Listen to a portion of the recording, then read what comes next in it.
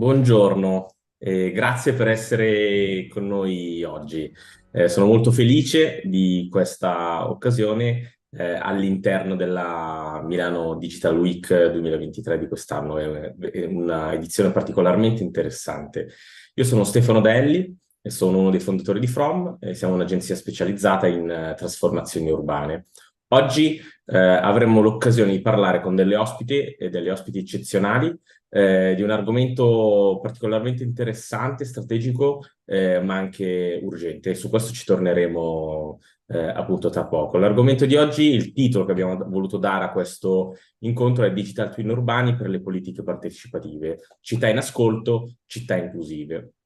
Con noi oggi avremo appunto la possibilità di spaziare su questo argomento con delle prospettive estremamente diverse, complementari e tutte molto interessanti. Avremo con noi Laura Pavone, che è Head of Innovation Technology e Digital Transformation Board del Comune di Milano.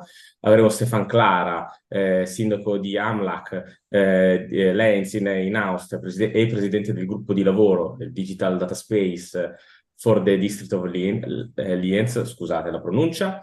Giordana Castelli, architetto urbanista e primo tecnologo presso il CNR e responsabile del laboratorio virtuale di Urban Intelligence e poi dello sviluppo di alcuni importanti gemelli digitali nelle città italiane, ma lasceremo per lei approfondire. E Paco Simone, che ringrazio anche per essere il padrone di casa di Blue Oberon, che è una realtà che si occupa di ricerca e innovazione tecnologica. E volevo innanzitutto ringraziare queste persone per dedicarci il loro tempo, le loro competenze e le loro esperienze per questa conversazione. Faccio una piccola introduzione. Questo argomento perché è particolarmente interessante, strategico e urgente? Strategico perché abbiamo scoperto, o forse l'abbiamo sempre saputo, ma negli ultimi 10 anni, mi viene da dire, è emerso in maniera molto chiara come larga parte della partita delle grandi sfide globali che noi dobbiamo affrontare, che siano ambientali, sociali, economiche, più culturali, è nelle città che si gioca. E questo tenendo in equilibrio anche la necessità di garantire qualità della vita a un numero sempre maggiore di persone che si addensifica nelle città. Contemporaneamente è anche urgente questo argomento di cui parleremo oggi, perché dopo la pandemia, soprattutto, abbiamo scoperto quanto i sistemi urbani siano estremamente delicati, siano complessi, siano governati da delle leggi naturali di cui non sempre comprendiamo bene come funzionano. E in cui si intrecciano anche una quantità di interessi, di flussi, di dati, di informazioni che è molto difficile intercettare e capire.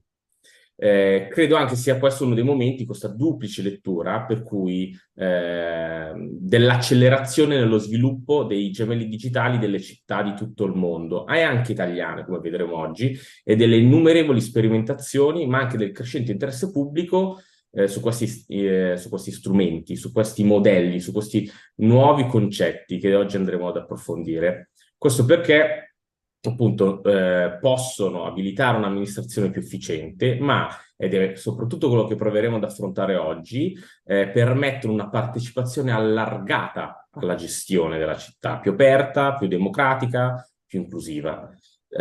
Infatti, questo genere di sperimentazioni, come oggi vedremo, non riguardano solo anche le metropoli, ma possono essere una nuova leva per la competitività e per il miglioramento della qualità della vita di territori extraurbani e di aree interne.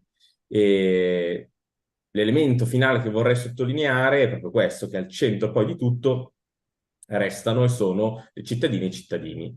Quindi le domande che ci faremo oggi è come facciamo a comprendere e anticipare i loro bisogni, come facciamo a sostenere e incentivare migliori stili di vita, ma al contempo aumentare la qualità complessiva di quello che accade nelle città e nei territori. E soprattutto quanto è utopico immaginare che le persone non siano solo una categoria di user dei servizi che delle città e dei territori offrono, ma al contrario siano il centro, siano coinvolti attivamente nel processo collettivo di gestione del pubblico. Per questo oggi ci concentreremo molto su questa dimensione e rubo una parola e un concetto a una delle nostre ospiti, la dimensione più umana del gemello digitale. Un'ultima cosa prima di iniziare, che ci tenevo, diciamo, nella preparazione a questo evento è emerso, ci tenevo a risottolineare per poi dare la parola al primo intervento, è che è interessante che questa conversazione avvenga dentro la Digital Week di Milano, perché quello che è diventata nel corso degli anni è più di una manifestazione cittadina, ma al contrario, ed è evidente dalle persone che sono connesse con noi oggi, che è diventata sempre più una piattaforma che connette idee, progetti, professionisti, che in questo caso anche da tutta Europa, non solo a livello, non solo locale, neanche nazionale, ma addirittura internazionale. Ed è bello perché è un'opportunità per generare cultura, per scambiare conoscenza e speriamo anche creare sinergie che poi possono, come dire, far nascere delle cose che plasmeranno il futuro delle nostre città. E questa settimana di eventi è proprio, secondo me, un esempio tangibile di come la collaborazione e la condivisione di esperienze poi sono essenziali, diventano essenziali per affrontare le sfide urbane, moderne e anche quotidiane. E quindi do a tutte le persone connesse il benvenuto all'incontro Digital Twin Urbani per le politiche partecipative, città in ascolto, città inclusive.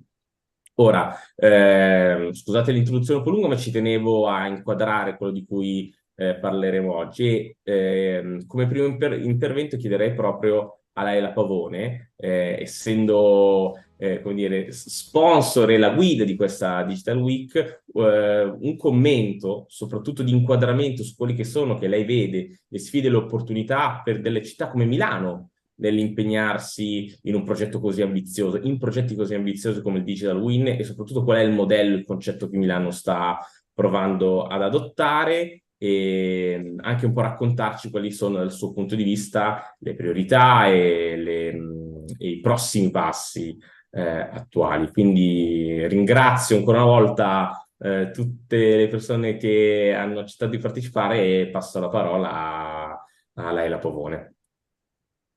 Buongiorno Stefano, buongiorno a tutti e grazie a Blue Oberon per aver organizzato questa ora di condivisione. Noi pensiamo che sia molto importante lavorare in questa maniera, quindi anticipo, hai fatto una bellissima premessa Stefano e quindi tante cose che avrei voluto dire, le hai dette tu e le hai dette molto bene. Ma tu le direi Eh, meglio, vi- sicuro. Viviamo assolutamente, viviamo una complessità che è quella, diciamo, che vediamo tutti i giorni di una società sempre più evoluta, ma con sempre più la necessità di essere una società inclusiva, no?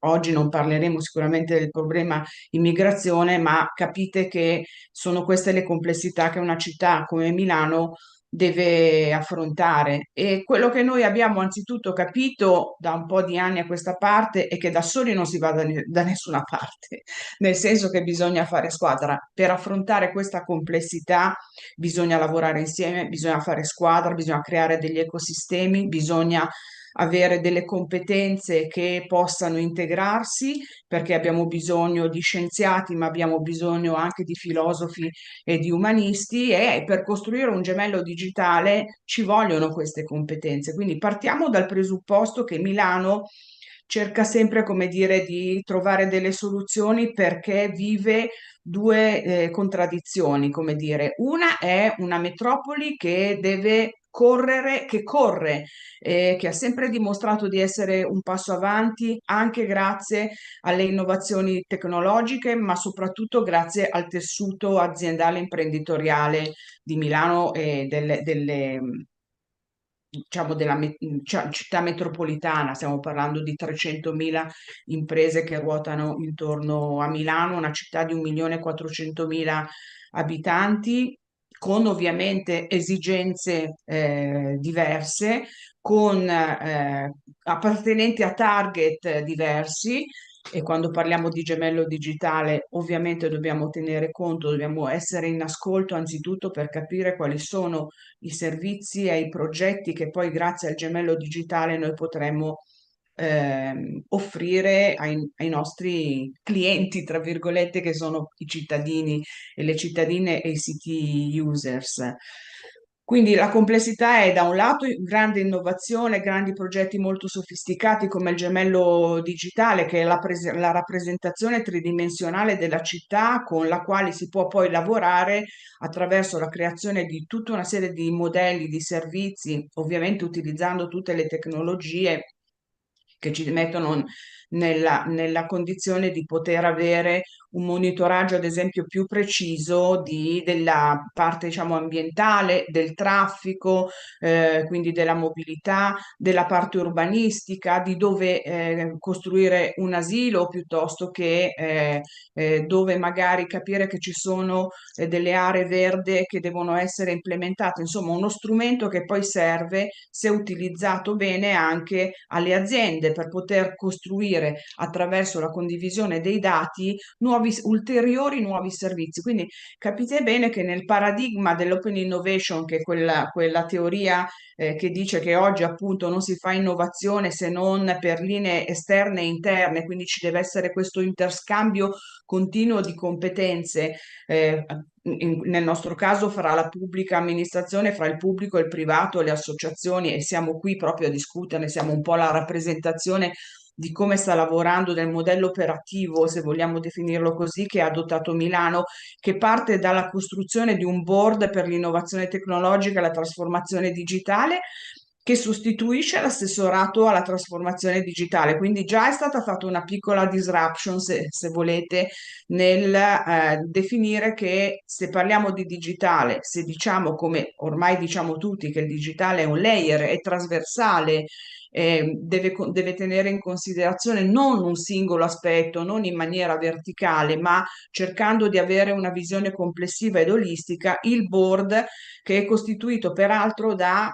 persone esterne all'amministrazione, a parte la sottoscritta e il direttore dell'innovazione tecnologica e diciamo, di tutta la parte di trasformazione digitale, sono persone che rappresentano gli stakeholder della città. Quindi abbiamo voluto costruire un tavolo di lavoro che già in partenza, come dire, by design, preveda il fatto che dobbiamo tenere conto delle istanze che arrivano dall'esterno, quindi c'è il mondo dell'università rappresentato, il mondo delle imprese, il mondo delle start-up, il mondo delle associazioni, proprio perché abbiamo capito che se stiamo da subito in ascolto, perché a loro volta chiaramente questi soggetti, queste persone rappresentano dei momenti di interazione e di ascolto con la città, riusciamo a costruire dei modelli che appunto, come si dice, sono by design o comunque costruiti, altro termine, co-design, co-disegnati insieme ai protagonisti, insieme alle persone. Addirittura aggiungo e poi magari ci possiamo ritornare, Stefano, se mi è concesso un altro po' di tempo, addirittura con i cittadini. Noi facciamo dei workshop, come per esempio è successo l'anno scorso nell'ambito della Milano Digital Week, ne abbiamo fatti altri anche quest'anno. L'anno scorso c'era un'esigenza di costruire un percorso, un citizen journey, come si dice in gergo, relativo al certificato di residenza. Abbiamo lavorato con i cittadini, eravamo una quarantina di persone, se non ricordo male, o forse qualcuno di più, con ovviamente tenendo conto dei vari aspetti, studenti, persone diciamo più senior, mondo delle aziende, anche per capire, perché poi ci sono le persone che magari fanno il certificato di residenza, eh, però magari hanno la necessità di trasferirsi in un altro quartiere della città, cioè tutti aspetti molto concreti e pragmatici per far sì che quando si è online, ad esempio, si possa molto rapidamente avere un percorso che porti poi al risultato.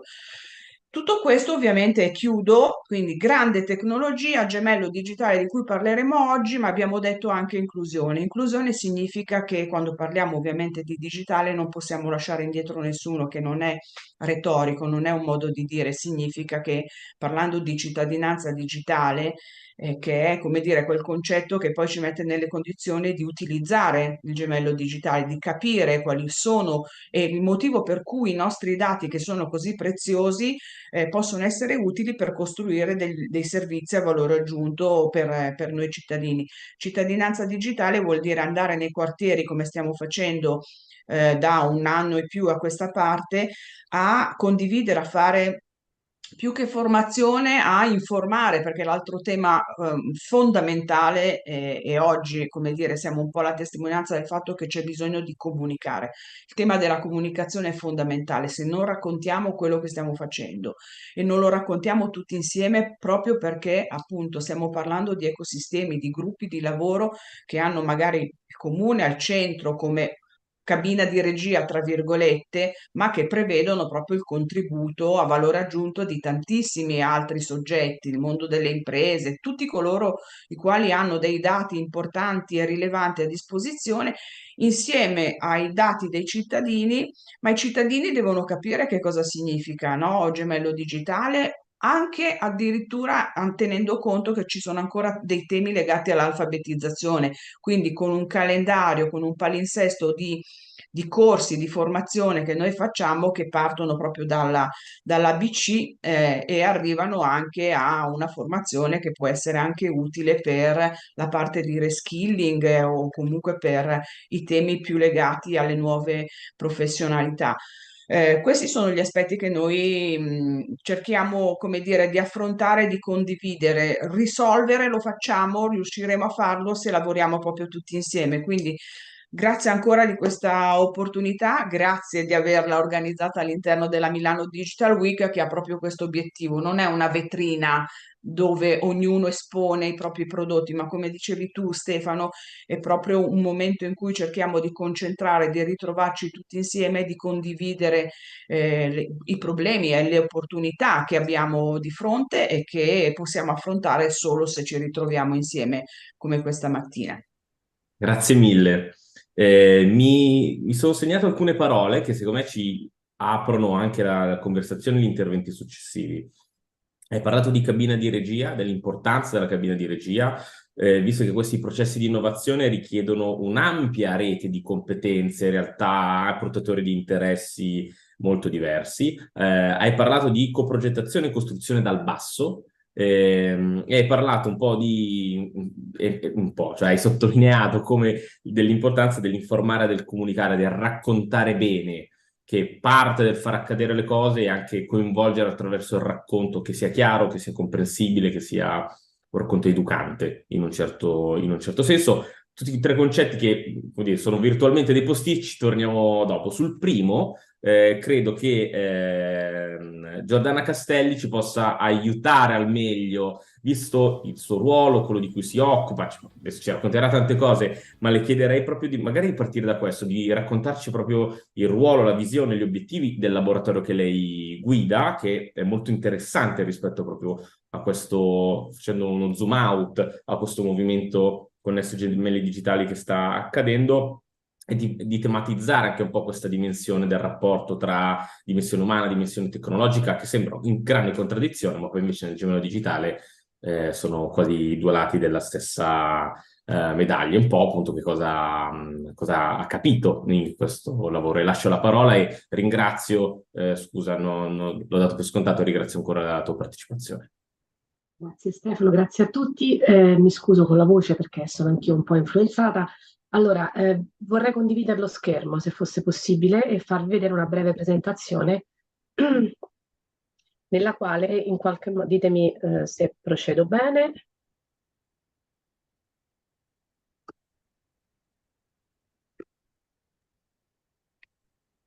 Vedete, immagino? Ora si vede, ora si vede. Allora, cosa vi racconto del lavoro che stiamo facendo dal 2018 con il CNR? Allora, iniziò una sfida con il presidente Inguscio e fu quella di investire come ente sul tema del gemello digitale. Quindi divenne un progetto strategico nel quale il CNR incominciò a lavorare. Da lì una serie di prospettive si sono aperte nel susseguirsi, la prima che è quella che vedete nello sfondo, che avete riconosciuto tutti, che è stata la Casa delle Tecnologie di Matera, quindi il primo progetto che, finanziato dal MISE, ha investito su questa sfida dello Urban Intelligence. Noi abbiamo dato questo nome perché lo Urban Intelligence per noi è un ecosistema di gemelli digitali. Adesso vi cercherò di essere più specifica su questo. Successivamente l'Agenzia della Coesione, oggi Presidenza del Consiglio, ha investito su un progetto pilota per proprio costruire una metodologia comune a scala nazionale per le città, che potesse in qualche modo trattare il tema del gemello urbano in modo scalare e diversificato, ma al tempo stesso ripetibile per tutte le città. Oggi il tema fondamentale che trattiamo è quello del Digital Twin urbano, ma per l'aspetto partecipativo, tema che a noi sta enormemente a cuore, proprio perché, come mi citava prima, non è tecnologia, ma c'è fondamentalmente il tema dell'umano come elemento caratterizzante dello Urban Intelligence. Per questo in questa presentazione lo chiamo un'occasione per la comunità materana, non tanto per la Casa delle Tecnologie, che sappiamo ha uno sviluppo importantissimo dal punto di vista di economia locale. Allora, io dovrei riuscire ad andare avanti, ma mi sa che non scorre. Eccola. Allora, che cosa sono per noi, cos'è lo Urban Intelligence? Intanto è appunto un ecosistema di gemelli digitali urbani, cioè sono tanti per quanti sono i temi che la città ha, per riuscire a rappresentare tutta la sua complessità, e sono anche, diciamo, compesi diversi in base a quella che è poi una scelta politica e di bisogno della realtà locale. Sicuramente non è un modello 3D, ma il modello 3D, come diceva giustamente prima Laila, è la base strutturale sul quale si poggiano questi modelli dei gemelli tematici, però poi c'è, e di conseguenza un data lake nutrito da tutto quello che è un insieme di dati eterogenei che la città ci pone, però poi alla testa di tutto questo c'è il Decision Support System, cioè un sistema che pone delle decisioni integrate e che in qualche modo in questa integrazione mantengono insieme la complessità della città.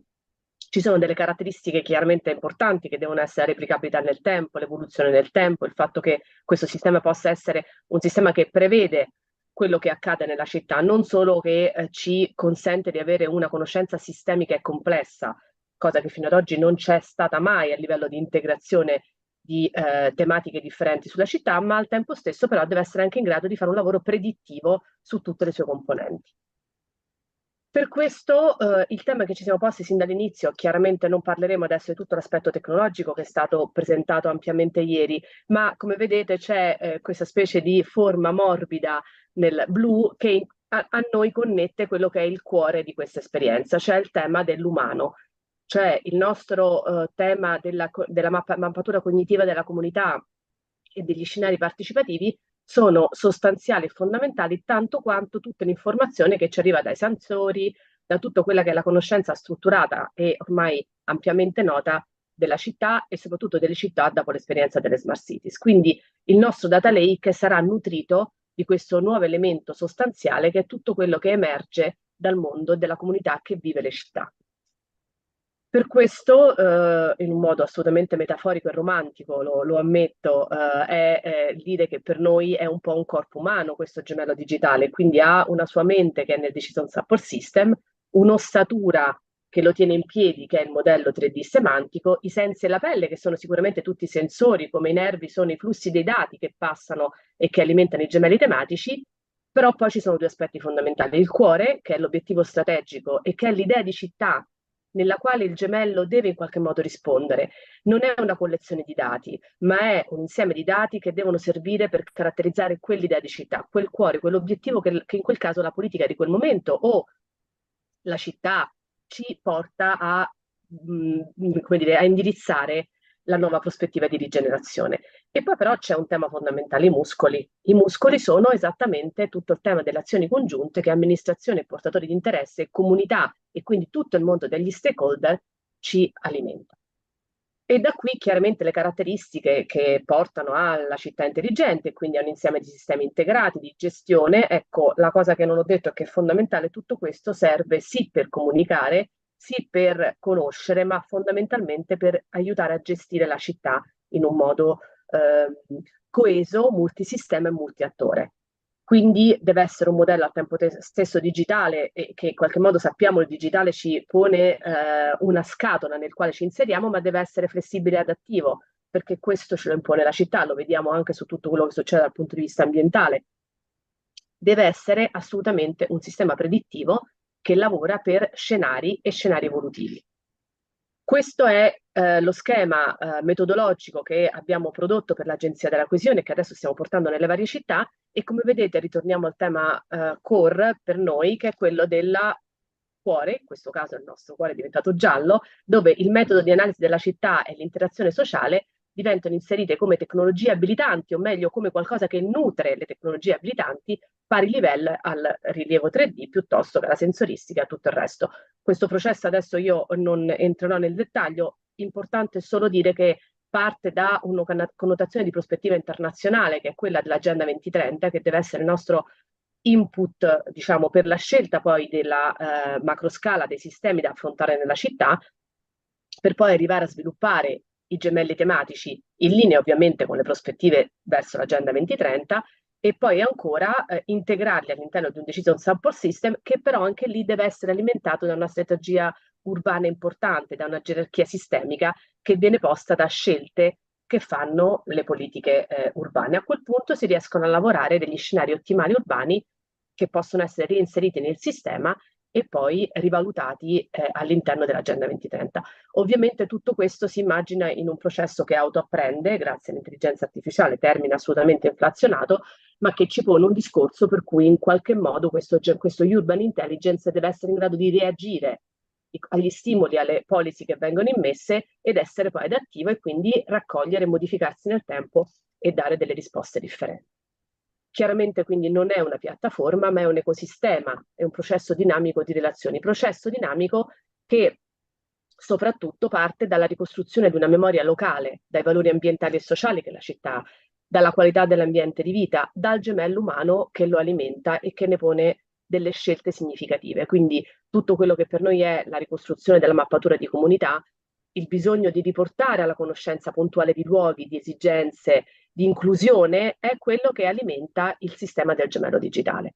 Ecco lì che quindi c'è un'ibridazione fra tecnologia e componente umana all'interno proprio della costruzione metodologica di questo sistema che è il gemello digitale, ma in questo caso i gemelli digitali, perché noi avremo anche un gemello digitale dell'ambiente sociale, oltre a quello delle mobilità, oltre a quello dell'aria, oltre ai vari sistemi, tutti quanti poi confluiscono in una scelta di direzione che la città deve prendere. Io forse mi fermerei qui e lascerei la parte successiva al caso Matera per il secondo momento di relazione. Grazie mille, grazie, molto interessante e mi connetto alla metafora che hai usato, che alla fine è sempre efficacissima, dell'immagine, rappresentarlo come un essere umano, come un corpo in cui tutti gli elementi sono tutti indispensabili, necessari, nessuno sufficiente. Perché poi tematizzato due concetti molto interessanti che sono anche emersi dall'introduzione di Laila, che è proprio questo tema della conoscenza della comunità di riferimento, dei suoi bisogni, ma anche della sua storia, del come si arriva ad oggi, che influisce tantissimo il che cosa ci serva costruire, creare, e soprattutto anche quale sia il punto da cui partire, cioè qual è l'ossatura, le fondamenta da cui iniziare. Ed è per quello che chiederei invece a Stephen Clara, che è, appunto, abbiamo detto prima, sindaco di Amlac, che è presidente poi di questo gruppo di lavoro del Digital Data Space, di raccontarci, diciamo, l'inizio intanto della sua storia, perché stiamo parlando di un contesto diverso da quello di cui abbiamo parlato di Milano, metropoli, e adesso stiamo parlando a livello nazionale grazie a Giordana. Chiederei un po' questo, di raccontarci del suo territorio, molto interessante ma magari poco conosciuto in questi contesti, delle sfide che all'interno di questo scenario e che quindi cos'è che ha fatto scattare poi la molla del progetto che stanno sviluppando e un po' appunto da dove avete scelto di partire. Io ho avuto la preview, sono stato fortunato di questa storia, devo dire che è incredibilmente interessante. Buongiorno anche da parte mia, ringrazio anch'io per l'invito e per poter far parte di questo evento super interessante anche dal punto di vista tecnologico, ma anche dal punto di vista di poter fare delle conoscenze, di fare contatti che secondo me in futuro sarà interessantissimo anche, e spero anche in questo di poterli mantenere per avere magari dei riscontri anche nel futuro. Come Stefano ha già detto, sono sindaco di un piccolissimo e proprio di un piccolissimo comune austriaco che si chiama Amlach, nella parte del Tirolo Est. E come la signora Giordana ha già fatto, vorrei anch'io cominciare con una piccola presentazione di tutto quello che abbiamo fatto fino adesso e di dove siamo. Con quello poi vorrei anche iniziare per poter dare vedete la presentazione? Sì, Giusto? sì, Ok, perfetto. perfetto, perfetto. Ok. Allora, il nostro progetto in globale si chiama Smart Region. Smart Region è un marchio registrato della nostra regione e sotto questo tetto noi stiamo sviluppando una serie di progetti e per iniziare un attimo vorrei farvi vedere di dove viviamo, di dove vivo io. Questo è proprio una misura della città di Lienz. Il mio comune, ripeto ancora una volta, è proprio piccolissimo. Il mio comune fa parte di questa zona qui, proprio sotto la montagna di là. E, come vedete è direttamente attaccato con l'Alto Adige, cioè siamo distanti da qui 40 km per arrivare fino al confine. Una normalità del nostro distretto è che siamo l'unico in Austria a non avere una connessione diretta con la nostra capitale, che sarebbe Innsbruck. Noi per arrivare lì dobbiamo attraversare o un altro stato, che sarebbe in questo caso l'Italia, oppure un'altra regione, che sarebbe il Salisburgo, per arrivare fino a Innsbruck. Cos'è che noi abbiamo fatto?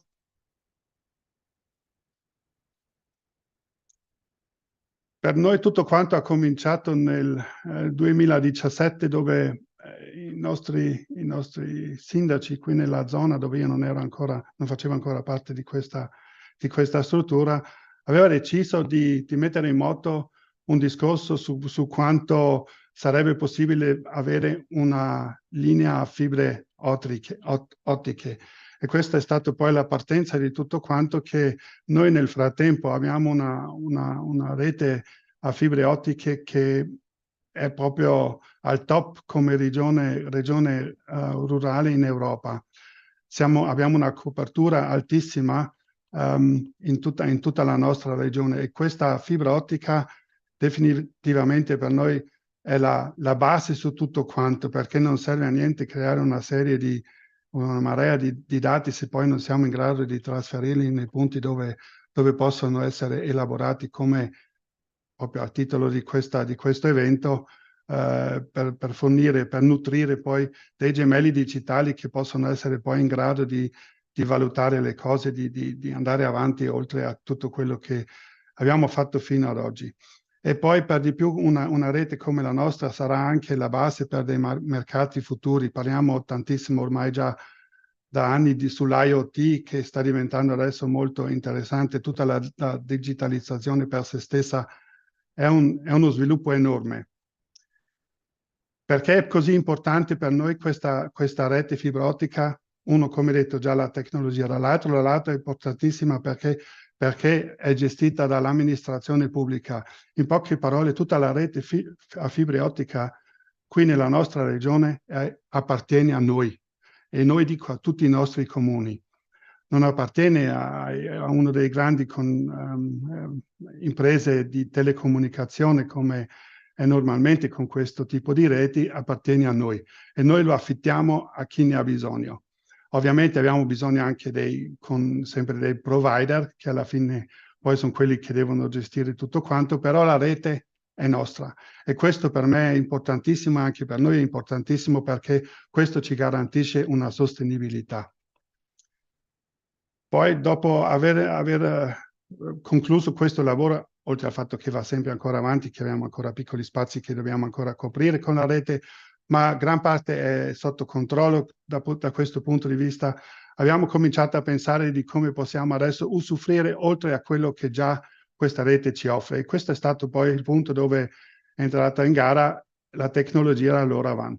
Noi nel frattempo abbiamo fatto una serie già di test da due anni ormai, con diversi punti nella nostra regione dove abbiamo cominciato a collezionare dei dati per vedere come funziona, se funziona e cosa sarebbe poi possibile ricavarne. E questa poi sarà, adesso che stiamo cominciando, andando avanti nello sviluppo di formare questa rete qui, sarà una seconda rete. Oltre a quella della rete fibra ottica avremo una rete LoRaWAN, e anche questa sarà nella nostra competenza, cioè anche questa sarà gestita dalla pubblica amministrazione. In questo caso significa da tutti i nostri comuni. Saremo proprio poi proprietari di una rete fissa e anche di una rete a LoRaWAN. Anche questo per noi è molto importante. Sì, come già detto, questo è poi un fatto che tutti i 33 comuni del nostro distretto condivideranno o avranno la possibilità di condividere dati in tempo reale.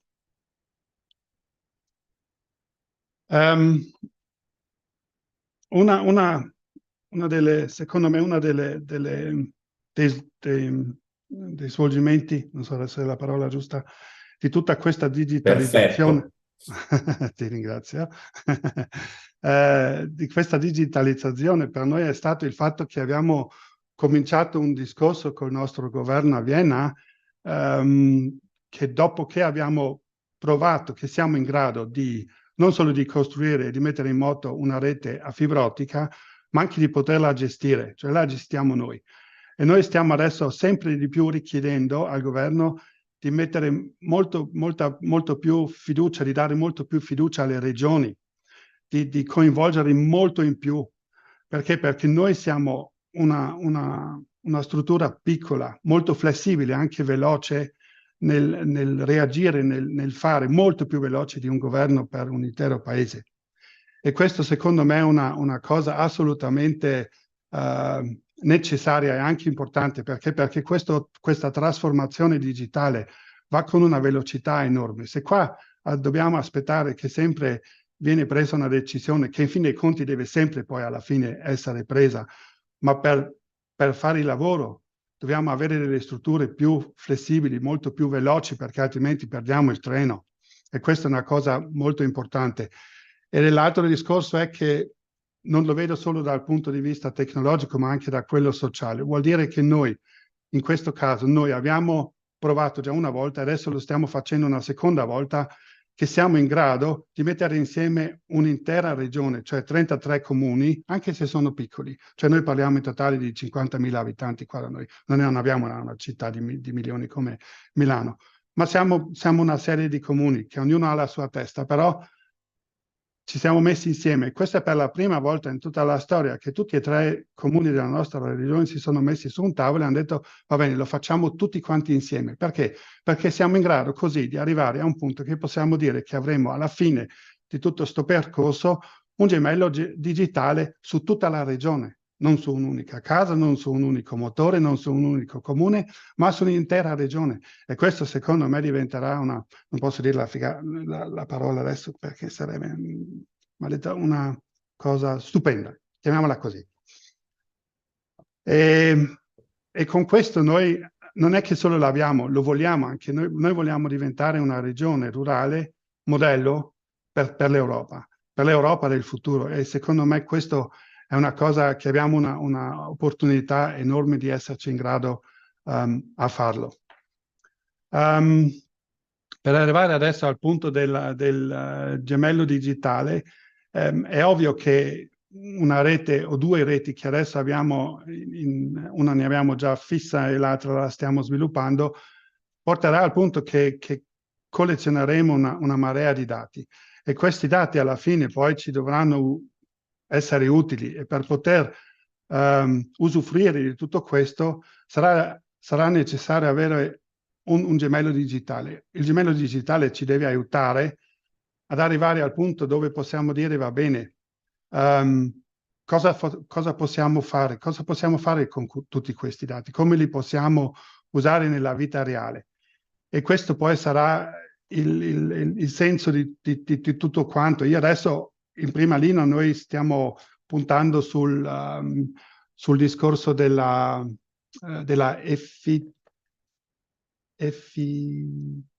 efficientamento. Una parola difficilissima, efficientamento energetico. E qui per me, per esempio, è una cosa super interessante il fatto che tanti parlano di come possiamo usare questa tecnologia per avere possibilità di risparmiare. Questo secondo me nell'energia è fondamentale per me, perché la kilowattora che costa di meno è quella che non utilizziamo. Per cui dobbiamo imparare a risparmiare. Per questo entra questo gemello digitale. Ho avuto un'esperienza molto interessante su una scuola che stiamo costruendo nuova, e sono stato invitato a una riunione con tutti i tecnici, e dico, non parlo adesso di tecnici locali, cioè c'era un responsabile di una delle più grandi imprese tecnologiche sul mondo, e io gli ho chiesto, ma con tutti i dati che stiamo producendo qua adesso in questa scuola, cosa fate? Si vanno tutti salvati su un server a Vienna, loro. Ho detto, vostro. E poi? Sì, una volta all'anno ci arriveranno dei report su tutto quello che è successo nel passato. E ho detto, ottimo, ho detto. E poi ho chiesto, ma spiegatemi un attimo, cioè ci fate avere un report dopo che il danno è già stato fatto? Cosa ci dobbiamo fare? Ho detto, noi adesso stiamo parlando di tecnologie che ci devono garantire un sistema dove siamo in grado di anticipare, non di reagire, ma di agire. E lui mi ha chiesto, e come vorresti fare? Ho detto, molto semplice, noi stiamo parlando di una smart region, noi vogliamo creare un data space digitale per poter comunicare con altri fonti, con altri paesi, con quello che sempre sia. E io dico, secondo me deve essere fattibile che noi, invece di reagire, possiamo agire anche sul punto di vista energetico. Se per esempio possiamo avere dati meteorologici, sappiamo già di come si svolgono le condizioni atmosferiche, cioè possiamo anticipare certe cose. Non dico che andrà tutto subito perfettamente, ma dobbiamo fare questi passi. Noi per esempio, se prendo un ufficio, se abbiamo 10 persone dentro, fa una differenza se come ce n'è una sola, perché anche noi produciamo energia. E tutta quell'energia che produciamo noi non abbiamo bisogno di produrla dall'esterno. Questo... Chiedo scusa? No, scusa, se ti chiedo magari di chiudere Sì. in 30 secondi, così... Già fatto. Ok, Tutto qua. perfetto.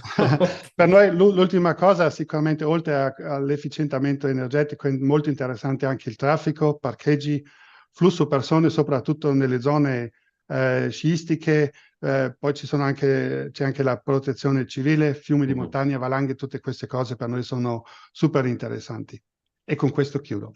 Grazie mille, scusa per l'interruzione. Vorrei provare ad andare avanti, ma rievidenziando un punto che è emerso precedentemente, cioè l'importanza dell'informare, del comunicare e del raccontare al meglio alla cittadinanza questi progetti e quello che poi ne emerge. Ti darei quindi a questo punto Paco Simone, che è uno dei fondatori, cofondatore di Blue Oberon, di aiutarci a tematizzare, ad evidenziare questo concetto, perché abbiamo raccontato tante cose, non è vero, però abbiamo raccontato tanto del dietro le quinte, adesso l'importanza poi anche del rappresentare al meglio. Grazie. Grazie, buongiorno a tutti e grazie di aver accettato gli inviti. Sì, perché è importante comunicare al cittadino per dare la visione d'insieme, che è il nostro faro nella notte, la nostra stella polare. Noi di Blue Oberon siamo un team guidato dalla passione verso le tecnologie, e però abbiamo tutti quanti una formazione umanistica.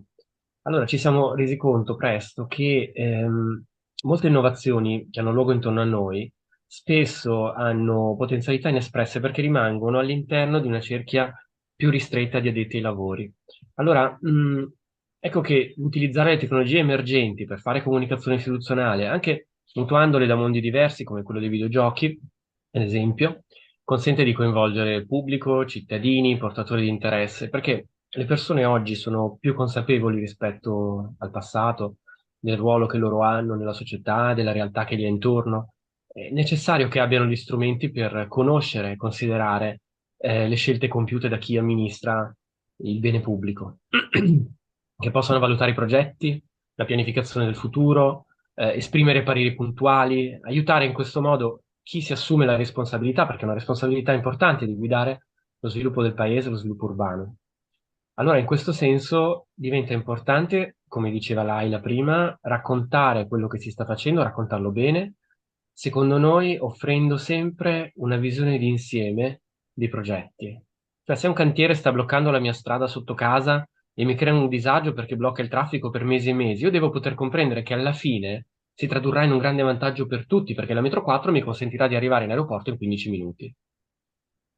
Allora, io per esperienza posso dire per quello che abbiamo fatto in questi anni, che di solito la migliore comunicazione di tante amministrazioni pubbliche è quella di fine mandato, perché si comunica in un momento unitario tutto quello che si è fatto. Noi ne abbiamo realizzate diverse per città e regioni, abbiamo avuto l'occasione di poter rappresentare in un unico sguardo d'insieme l'operato di tutti i vari assessorati e del sindaco oppure del presidente di regione. E allora è stato davvero interessante vedere o far vedere come tutti gli uffici lavorino in sincrono, come parte di un meccanismo più grande per raggiungere il risultato del bene pubblico, questo va detto. E sono sicuro che Laila Pavone sa bene quel che intendo, dato che ogni giorno si confronta con tutti i diversi assessorati per, come dire, instillarvi gocce di innovazione, no? Che portano trasparenza, portano partecipazione. Allora, in questo processo, se la comunicazione è ben fatta, offre uno sguardo sul quadro complessivo, allora la compartecipazione dei cittadini viene da sé, diventa una richiesta stessa dell'amministrazione ed è una tensione naturale da parte di tanti portatori di interesse di quel meccanismo che è super complesso e super mutevole che è la città. La città evolve, cambia continuamente e cambia in base alle persone che la abitano, che la frequentano giorno per giorno, per cui la città siamo noi, no?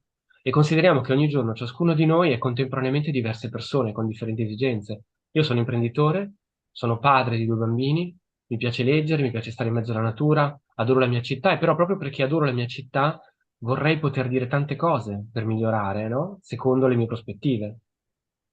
Allora, tante altre persone che magari fanno mestieri diversi, sono lavoratori dipendenti, sono rappresentanti di associazioni di categoria, fanno parte di enti del terzo settore, volontariato a Milano ha una grandissima storia, importanza, sono studenti, pensionati, insomma, ciascuno in fondo si sente legato alla città in cui vive, oppure magari ci studia o ci lavora e magari vorrebbe conoscere meglio le dinamiche che portano alle scelte intraprese da chi l'amministra e la città dovrebbe dare loro ogni volta che è possibile non solo una costante visione d'insieme e non solo a fine mandato, ma anche l'occasione di esprimere il proprio parere nel giusto momento, cioè proprio quando una dinamica o un processo decisionale viene conosciuto, quando un impatto di un processo decisionale si verifica sul territorio e appunto ha conseguenze sui cittadini.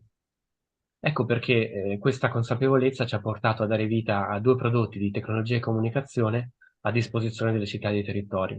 Magari poi Stefano lo Certo. descrivo al secondo giro di tavola.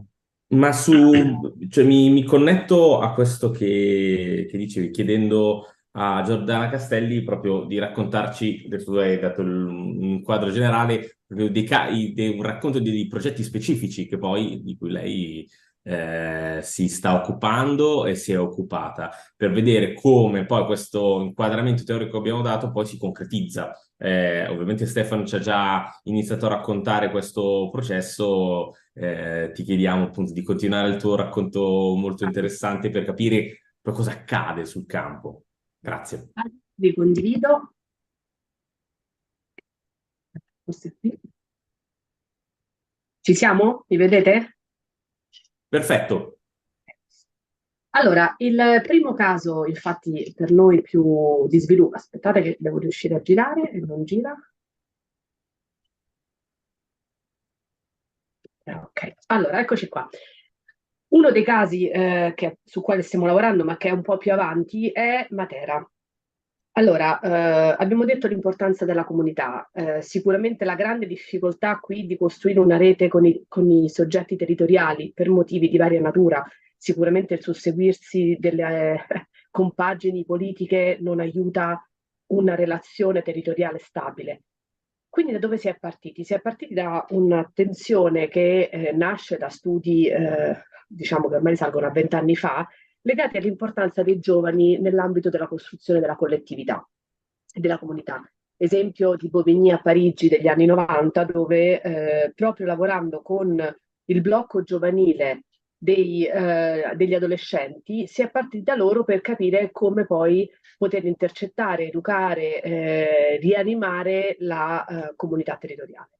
Per questo, diciamo, dopo una serie di incontri fatti con associazioni del territorio, in quelli che noi abbiamo chiamato i dialoghi urbani, e aver capito la difficoltà, soprattutto post materia della cultura, perché chiaramente c'è stato un grande boom, un grande attivismo, un grande risultato sociale ed economico, e poi anche dovuto al Covid, un blocco totale della città. E quindi le stesse reti territoriali che erano state molto attive per motivi sia fisiologici legati appunto al fermo del Covid, ma sia anche a un discorso di ricalibrare quel tipo di interventi e di attenzioni dati in quel momento alla città, ha fatto sì che il mondo delle associazioni del territorio, di quello che poteva essere una rete adulta, tra virgolette, di stakeholder già attivi, fosse sicuramente in grande difficoltà. Quindi abbiamo fatto tutta una serie di incontri, però poi questo processo non partiva.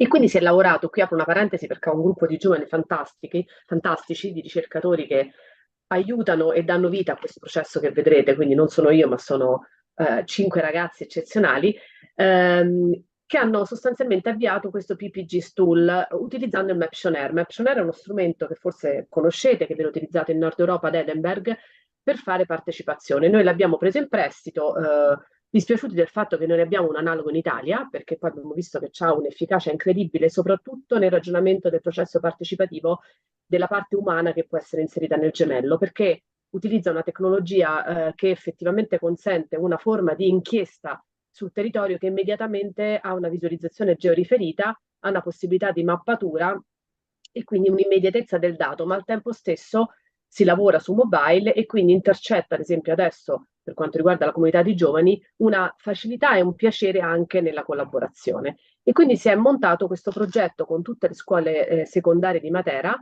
per conoscere il mondo dei giovani. Si chiama Team Maps e diciamo, ecco, questo voglio darvi un dato perché io lavoro da 20 anni nei processi partecipativi e sappiamo che il tempo è il problema più grosso, oltre alla fatica, oltre al problema dell'ascolto, ma è il tempo. Allora, questo strumento ha consentito, al di là della costruzione della rete scolastica, e quindi presidi, insegnanti, ma in un mese e mezzo, 2, di avere quasi 3.000 questionari, con giovani che hanno costruito il loro modalità ne abbiamo scelti alcuni, hanno costruito con noi quello che poteva essere il potenziale di questo questionario, il tipo di cose da chiedersi tra di loro, che poteva avere un'efficacia quindi di risposta nel mondo dei giovani, e poi è stato erogato, è stato fatto fare durante le assemblee scolastiche e da lì si è avviato effettivamente la costruzione di un insieme di giovani che diventano sostanzialmente degli attori di trasformazione civica effettivamente molto importante.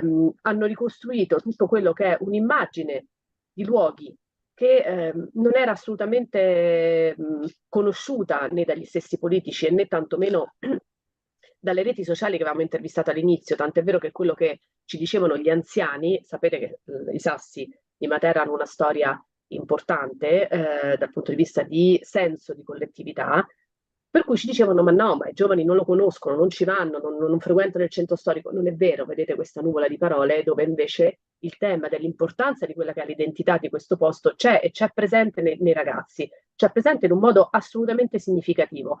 E vi dico anche che è più presente forse per quelli che non abitano il centro storico, che oggi non è abitato da giovani e da famiglie, ma purtroppo da Airbnb e da tutt'altro, e invece abitano nelle periferie, o meglio nei borghi, nelle aree più esterne alla città, e che invece vedono il centro come il luogo del riconoscimento del momento dell'incontro. Questo chiaramente ci ha riportato anche a ragionare su quali erano le passioni, in che modo potevano essere espresse all'interno di questi luoghi, quali erano le loro attività che svolgevano, come venivano raggiunti questi spazi e quindi anche l'idea di ricreare delle possibili matrici origine e destinazione. Sapete che sono il core di quello che è la modellazione oggi che facciamo nei gemelli della mobilità, sia pedonale che veicolare. Ma questo vuol dire ripartire dalla costruzione di matrici OD dagli utenti, dal basso. In questo caso queste linee che vedete blu sono esattamente i percorsi che i ragazzi fanno per andare nei loro posti, nei loro luoghi di incontro, nelle giornate in cui possono farlo e le loro modalità. Allora, perché questo è importante? È importante perché sostanzialmente ci riporta a ragionare che dalla comunità non si inventa la città, la comunità già sa come vive questa città, va solo ascoltata, riportata e rimessa in rete con tutto quello che è il dato che viene alimentato da altre fonti e poi appunto vedete questi segni blu, questi devono diventare in qualche modo dei segnali importanti per quella che per noi è la funzione di ottimizzazione, per creare uno scenario legato alla mobilità pedonale, ad esempio a percorsi ottimi che devono essere fluidi, ma non solo, ma anche a quella che è riqualificazione di spazi, attrezzature, luoghi di incontro, validazione per eventi, ad esempio, e quindi sostanzialmente è il motore per l'idea di città, ripartendo da dove? Dai risultati che emergono dalla collettività. questa è la chiusura, l'ultima diapositiva. Vabbè, vedete che è stata rappresentata con delle immagini di intensità di calore, ma ci sono 1000 modi con cui utilizzare questo strumento. Sicuramente è importante perché questo ci fa mappare diverse tipologie di attori, con diverse tipologie di pratiche, ad esempio anche quelle economiche che sono fondamentali, ci consente di mappare le comunità come si muovono, ma più che altro di costruire poi, come dicevamo all'inizio, che è l'obiettivo del gemello, scenari di decisione e di progetto condivisa. Questi risultati sono i risultati iniziali. Adesso io esco dalla condivisione così vi saluto guardandovi. Ecco.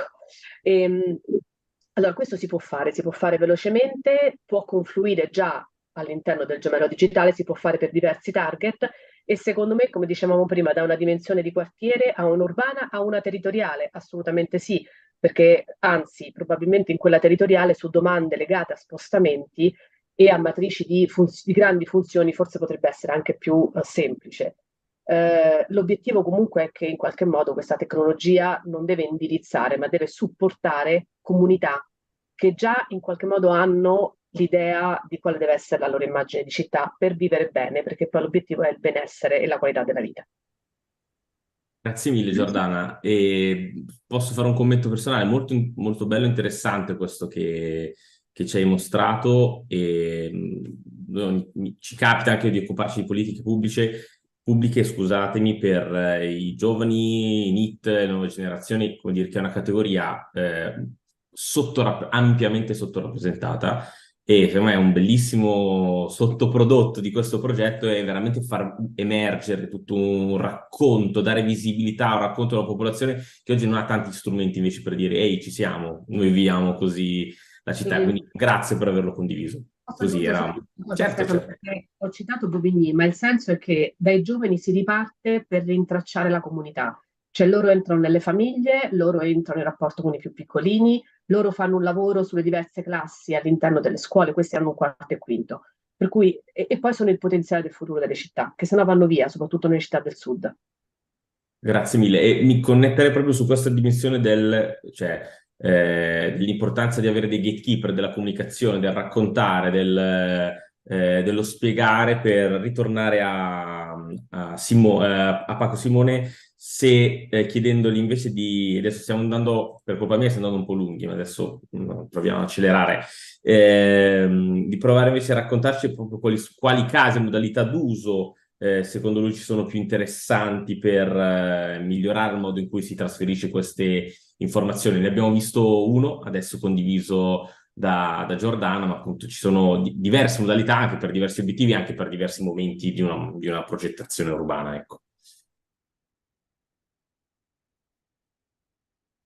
Sei muto. Certo, scusate. Visto che stiamo andando verso il finale, alleggerisco presentando anch'io lo schermo. Ecco qua. E proiettando anche 3 video veloci, così ci rilassiamo un attimo. Moltissimo interessante, veramente interessante quello che ha mostrato Giordana. Noi conosciamo Maptionaire, è un ottimo sistema per poter raccogliere nella logica delle politiche partecipative dati e anche quello che vi mostrerò adesso potrebbe essere utilizzato per rendere questi dati, una volta raccolti, visibili sempre con questo pallino che noi abbiamo, questo concetto di visione d'insieme, quindi lo sguardo complessivo.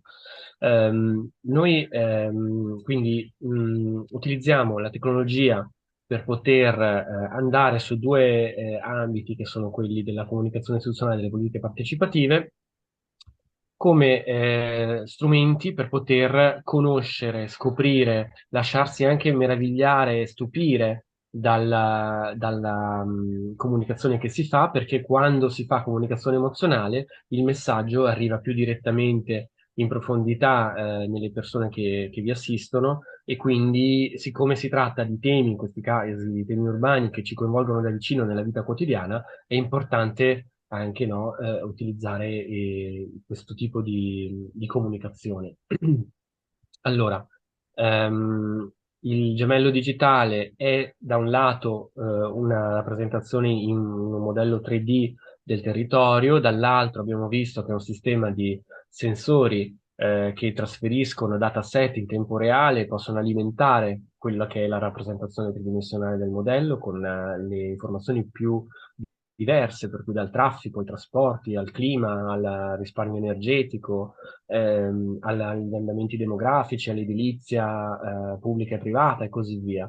Bene, questo normalmente viene utilizzato dagli addetti ai lavori, dall'amministrazione pubblica, dalle imprese private che hanno anche loro dei dati da condividere, come segnalava prima Laila, l'ecosistema digitale urbano di Milano è un ecosistema aperto a poter avere scambi di questi dataset e naturalmente deve prevedere poi gli esiti sui cittadini, come il comune sta facendo andando di quartiere in quartiere, ma questo può avere modalità diverse di rappresentazione. Una delle modalità che noi riteniamo efficaci è quella del modello 3D Live, cioè che sia anche completo di simulazioni di traffico e di persone, ecco, utilizzando un tool che normalmente si utilizza per fare videogiochi. Questo è un esempio di una città tipo, no? Dove ci si sposta in fase di modellazione della città liberamente. Questi sono dei palazzi di esempio, ma possono essere importati i dati GIS della città di Milano, di altre città, e modellare gli edifici creando diversi scenari possibili. Adesso qua sto creando una fontana al posto del palazzone e mostrare di conseguenza in tempo reale che cosa succede, i diversi scenari possibili. Adesso qui elimino un cavalcavia dalla zona, scenari diversi per poi arrivare a che cosa? A consentire la visione al cittadino di quella che è la visione d'insieme, lo sguardo complessivo di quella che è la città, non solo come è oggi, non solo come era ieri, ma come sarà domani o come potrà essere, quindi permettendo poi di integrare ecco, vedete tra l'altro il livello di dettaglio, no, fotorealistico, perché ci si possa sentire all'interno proprio dell'ambiente cittadino e cogliere al modo migliore i diversi scenari possibili di riprogettazione di una piazza, piuttosto che gli interventi strutturali sui servizi di trasporti e così via, e avere questo controllo di tutto quello che accade nella città anche in tempo reale, perché i dataset con le informazioni in tempo reale del gemello digitale possono essere riportati qua dentro e di conseguenza vedere che cosa accade. Qui addirittura una volta Laila aveva parlato in un convegno di San Pietrini di San Babila, perché il Comune di Milano ha fatto una rilevazione proprio recente con un livello di precisione di 5 centimetri. Ecco, tutto questo può essere rappresentato in questo modo, in una visuale immersiva, in soggettiva, che può avvenire su grandi schermi. Noi normalmente non amiamo la tecnologia invasiva, cioè i caschetti per realtà virtuale, per intenderci. Preferiamo che ad approcciarsi a questi prodotti sia direttamente il corpo umano con gli occhi che vedano le cose con il corpo come interfaccia. Quindi non mouse, non tastiere, non altro, ma semplicemente sensori che rilevano il movimento del corpo per andare avanti, per spostarsi e così via. E il secondo elemento da cui discende, cioè che discende da questo lavoro sul modello 3D, quindi importando i dati dal gemello digitale, creando il prodotto di comunicazione navigabile, esplorabile, sono i plastici metavisuali della città, cioè partire dal modello 3D per poi andare a realizzare un plastico fisico. Qui lo vedete in alcune immagini di plastici che abbiamo realizzato, il primo dei quali è stato fatto per Expo 2015, poi ne ha fatti altri, Regione Lombardia, 6 aeroporti, il Museo del Piccolo Principe ad Alghero e così via. Sono plastici fisici ottenuti con la prototipazione 3D del modello 3D, su cui si riproietta il modello stesso con una superficie quindi che diventa digitale e mutevole e che permette di raccontare, di fare storytelling, quindi di raccontare una storia. Quale storia? Quella che di volta in volta l'amministrazione vuole esprimere, no? E su cui i cittadini possono essere chiamati a esprimere un parere. Vi faccio vedere questo video che è un po' un compendio dei plastici metavisuali. Starò in silenzio perché ha l'audio.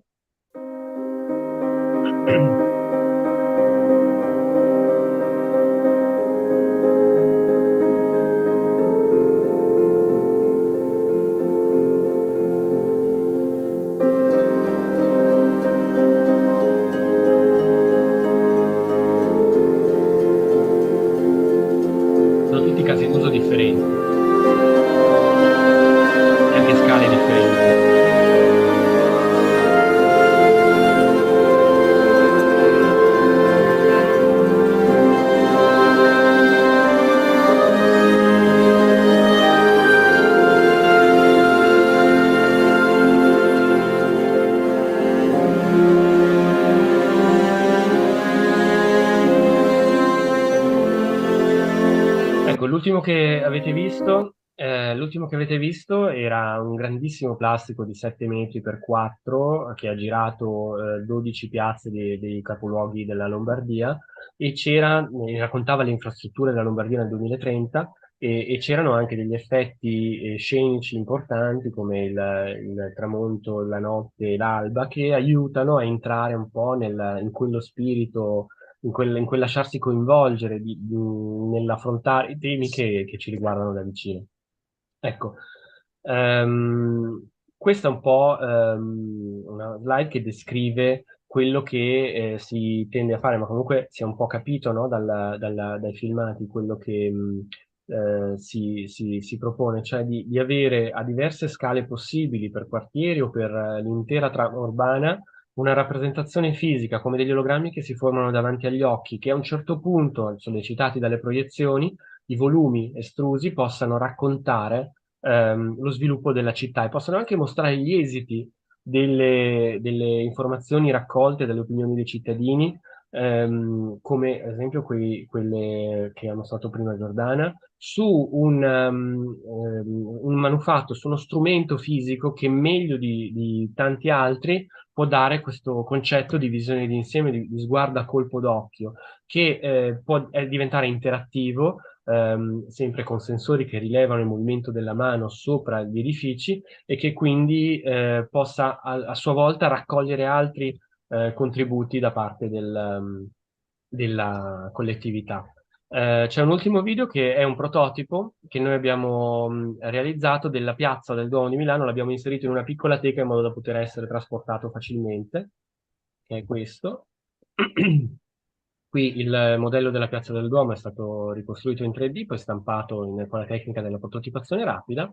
C'è un proiettore che adesso questo è molto piccolo perché è grande quanto una mano, però è in scala 1:2000 e dà l'idea di come sia efficace, secondo noi, per rappresentare qualunque tipo di tema, anche complesso, con questo sguardo d'insieme e renderlo semplice alla visione. Ecco, qua c'è un effetto di ombre che passano, il sole che va e tramonta.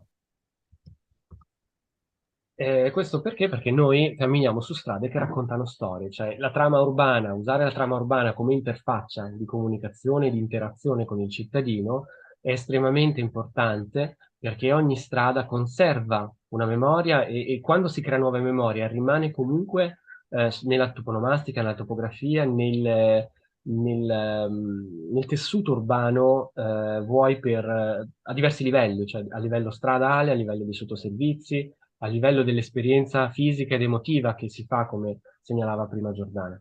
Per cui questo è un po' il nostro lavoro e vediamo quanto sia importante questo concetto che, ripeto, giuro per l'ultima volta, di visione d'insieme. Grazie. Grazie mille Paco. Prima di chiudere, chiedendo un commento a Laila Pavone per fare un po' una sintesi di quello che l'ha colpita di questa conversazione, chiederei veramente a Stefan un commento, un breve accenno rispetto, cioè, a questo tema che è emerso molto, cioè l'importanza di far vedere, di mostrare, di raccontare, di far toccare con mano le persone per permettere di esprimersi e quindi costruire un percorso di partecipazione, un processo per arrivare a questo gemello digitale. Quindi l'importanza di avere questi strumenti per portare a bordo le persone. Chiederei un breve commento così poi ci avviamo verso la chiusura. Grazie. Ok, spero che stavolta sono in grado di accorciare un attimo il discorso. Io prima del 1° marzo 2022 non ho avuto niente a che fare con la politica. Io sono entrato proprio dal nulla e mi sono seduto il primo giorno nel mio ufficio e c'era lì un invito per un'assemblea dell'ospedale Allianz, che è l'ospedale per la nostra regione. Ho chiesto al mio segretario comunale se ci devo andare. Lui mi ha detto: stai scherzando, questa è la riunione più importante di tutto l'anno. Ho detto vabbè, ci vado. Non conoscevo nessuno lì, mi sono seduto, ero in mezzo a 33, sì, uno di loro ero io, sindaci che erano tutti lì e mi sono detto: ma qua cosa sta succedendo? E poi mi hanno spiegato che bisogna votare il consiglio d'amministrazione per l'ospedale e il presidente per l'ospedale. E io ho chiesto, e chi dobbiamo votare? Noi. Perché lo sto raccontando che l'ospedale qui di Allianz appartiene a tutti e 33 i comuni, come le fognature, tutta la rete per la fornitura dell'acqua, per lo smaltimento dei rifiuti, assistenza sociale, tutto quanto qua appartiene a noi. Cioè appartiene nel senso che in ognuna di queste società, di queste associazioni, ci sono dentro i sindaci, dappertutto. E in ognuno c'è un sindaco che è presidente. Cioè noi gestiamo i 33 sindaci nella nostra regione, gestiamo tutto, tutta la regione. Noi non abbiamo bisogno di altri per poter fare il nostro lavoro. E questa è una cosa che è completamente diversa da quello che ho capito da colleghi miei in Italia, come sistema di come gestire le cose. Per cui, per rispondere alla tua domanda, da noi nasce tutto. Non è che noi dobbiamo coinvolgere le persone, i cittadini, nasce tutto da noi. Cioè siamo noi quelli che mettiamo in moto le cose, siamo noi che ce ne dobbiamo occupare, siamo noi che dobbiamo cercare di fare qualcosa, altrimenti non succederebbe niente. Ovviamente che prima o poi abbiamo bisogno anche della regione, abbiamo bisogno anche del governo, quando soprattutto si tratta anche di finanziamenti, tutte queste cose qui. Però per tutto il resto, lo Stato si fida di noi e siamo noi che dobbiamo farlo e noi che lo vogliamo fare. Per questo ho detto anche all'inizio, per me, tutte queste reti che sono nella nostra proprietà è fondamentale per noi, perché è tutto così qua da noi. Grazie mille e rinnovo il commento che è veramente una storia molto interessante e di grande stimolo anche per una città grande come Milano, che di percorsi partecipati, percorsi di partecipazione, in realtà ne fa uno dei suoi pilastri di sviluppo. Chiederei quindi a Laila se ha piacere un commento finale per aiutarci anche un po', magari a mettere alcuni post-it di quello che ci ha colpito e perché no, poi anche su cui si potrebbe continuare la conversazione. E nel frattempo ringrazio tutte le persone che sono intervenute. Prego. Intanto grandissimo entusiasmo, ho visto cose, come dire, e ho ascoltato con enorme interesse anche quello che raccontava proprio Stefan Clara un secondo fa, no? Come sia importante, come sarebbe bello anche per noi avere la possibilità di costruire bottom-up come stanno facendo loro e non con una logica top down che inevitabilmente noi dobbiamo affrontare e saper gestire, ma ancora una volta, per fortuna, ci viene in soccorso, no, il concetto della collaborazione. Cioè, è veramente, io mi porto a casa tre cose importanti da questa riunione, diciamo. La prima è proprio quella dell'importanza della collaborazione. Noi proprio ieri, Giordana lo accennava, abbiamo organizzato una giornata dove abbiamo cercato di condividere con Giordana era presente, quindi il CNR, molte città italiane, Genova, Bologna, ma anche città internazionali, avevamo Madrid e Barcellona, ehm, il mondo delle associazioni, società che stanno collaborando con noi, che non sono più dei fornitori, ma sono dei partner che ci stanno aiutando a costruire il gemello digitale. Per dire, noi abbiamo già mappato, è successo tra marzo e aprile, 2500 chilometri di Milano e città metropolitana, perché poi gemello digitale significa anche, no, una mappatura con le auto, ma anche dall'alto, no? Abbiamo condiviso anche hardware e software, come costruiamo insieme e se ci sono delle differenze tra Milano e altri contesti, come è importante, cercando di capire che cosa possiamo imparare anche dagli altri e cosa possiamo dall'altra parte condividere e trasferire. Quindi collaborazione fondamentale, non si va da nessuna parte. Penso proprio che no, l'abbiamo capito ed è la cosa che mi entusiasma perché questa complessità riusciamo ad affrontarla, a gestirla molto bene perché poi noi siamo dei cittadini e quindi ancora una volta l'entusiasmo, no, ti arriva anche dal fatto che vedi come la tecnologia, come l'innovazione possa davvero aiutare, no? Come i dati possano aiutare. Quindi, seconda cosa, la comunicazione. Perché questo mio entusiasmo, che sono sicura è l'entusiasmo di Stefano, di Giordana, di Stefano, di Paco, va comunicato, va trasferito. Le cose che noi stiamo imparando strada facendo tutti insieme, dobbiamo poi renderle chiare e trasparenti, come dicevamo, ai nostri cittadini, a chi con noi vive la città. È fondamentale la comunicazione, è fondamentale utilizzare tutti i media che abbiamo a disposizione. Dai media nazionali, tradizionali, classici, ai social, alle newsletter, a tutto ciò che pensiamo possa arrivare in una società che sappiamo, no, qual è il paradosso di internet, della società digitale, è che siamo immersi nel mondo delle informazioni, ma la difficoltà è poi quella di andare a recuperare le informazioni che effettivamente ci servono. Quindi il tema anche del riuscire ad arrivare della comunicazione e del marketing, se volete, per arrivare chiaramente ai nostri target di riferimento è fondamentale. L'ultima cosa, per poi ovviamente ringraziarvi davvero per questa bellissima mattinata, è quello che ci ha raccontato Paco.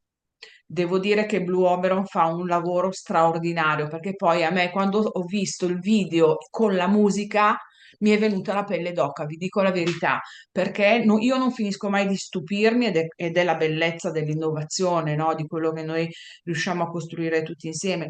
Il fatto di utilizzare la multisensorialità, di arrivare ad una comunicazione che ovviamente va oltre le parole, ovviamente va oltre il fatto di far vedere, ma se noi utilizziamo, no, tutti i sensi come ci ha fatto vedere Paco, per far vedere che cosa stiamo facendo, è chiaro che sortiamo un effetto, no, molto più coinvolgente, no? Quando parliamo di engagement stiamo parlando di questo, le persone vanno coinvolte, partecipano se vengono coinvolte, quindi non è più come vi ricordate qualche 10 anni fa, no?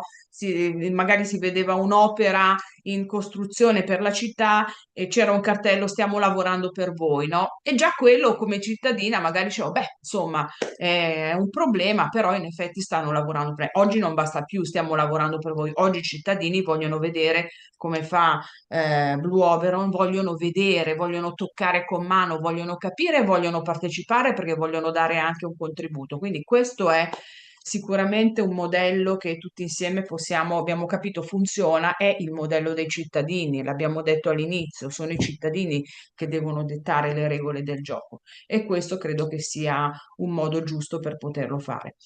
E ovviamente vi ringrazio ancora per tutto quello che state facendo e che avete condiviso e mi è piaciuto moltissimo anche il lavoro che sta facendo Stefan perché avete visto come collaborazione, fare sistema significa 33 piccole realtà che però messe insieme costituiscono ovviamente un enorme potenziale, un valore aggiunto che altrimenti da soli, come diceva Stefan, non avrebbero potuto fare. Grazie mille. Devo dire anche da parte mia un ringraziamento perché è stata una sessione molto interessante. Devo dire, siamo andati un po' lunghi, ma secondo me ne è valsa ampiamente la pena. Sono sicuro che chi ci ha seguito è dello stesso avviso. Io, nel mio ruolo di facilitatore, volevo ringraziare quello che ci avete raccontato e la disponibilità che ci avete dato nel condividerci le vostre visioni e spero ci sia occasione di ritrovarci, rivederci in persona oppure no, non lo so, in un contesto ancora digitale e niente, auguro tutti un buon fine settimana che ce lo siamo meritati. Grazie a tutti. Grazie. Grazie a tutti, buona giornata. Buona giornata.